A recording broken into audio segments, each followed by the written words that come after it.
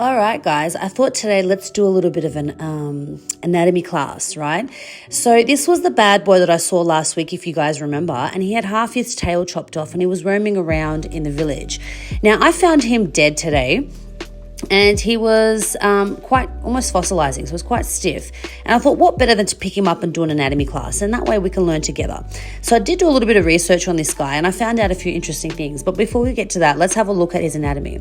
So I've opened up his mouth a little bit, and as you can see, he's got very little teeth, all right? And it seems like on the right side of his mouth, there might be a maggot or two there. I'm not sure if that's the case.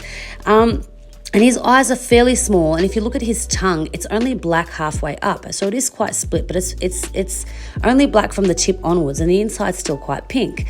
Anyway, so the interesting thing about these bad boys is that he's actually not a snake. So he's actually what they call a slow worm or a blind worm, and he's considered to be a legless lizard, which is really interesting, or a burrowing lizard. So the thing is, these guys actually give birth to live young, right? So they don't lay eggs. And it's interesting, now I understand why he hasn't got his tail. So I thought he actually chopped his tail off, or someone chopped his tail off. But apparently, when they're under threat, they will actually drop their tail, exactly like a lizard. Or they will poop on you. And it's called atomonizing, right? So these guys can live up to about 30 years. And in captivity, in one study, they lived up to 54 years, which is amazing. They are carnivorous, which means they eat slugs and beetles and worms, and they're actually really, really good for the garden. And you can pick them up, right?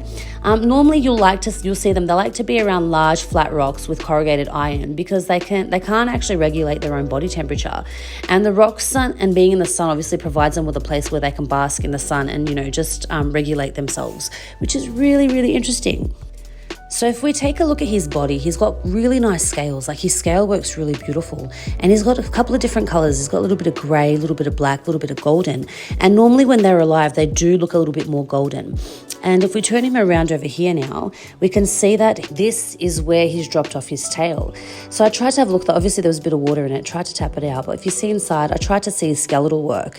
But this is where they drop off their tail. Isn't that interesting, guys? Now, obviously, just to be safe, I did put on gloves because you just don't know what type of, infections there might be, or if the maggots have already got to it. I don't want to obviously cross-contaminate anything, so make sure you put some gloves on. I thought it was really interesting because on this side of his face, I couldn't actually see his eye.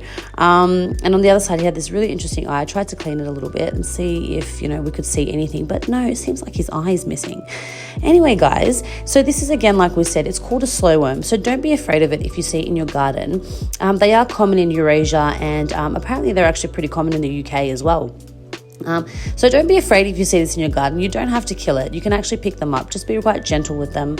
And yeah, don't be afraid, because not every animal out there is out to kill us, all right? So anyway, this is a little bit of anatomy lesson and a lesson on a reptile now, which is called a slow worm, which is a legless lizard, let's not forget.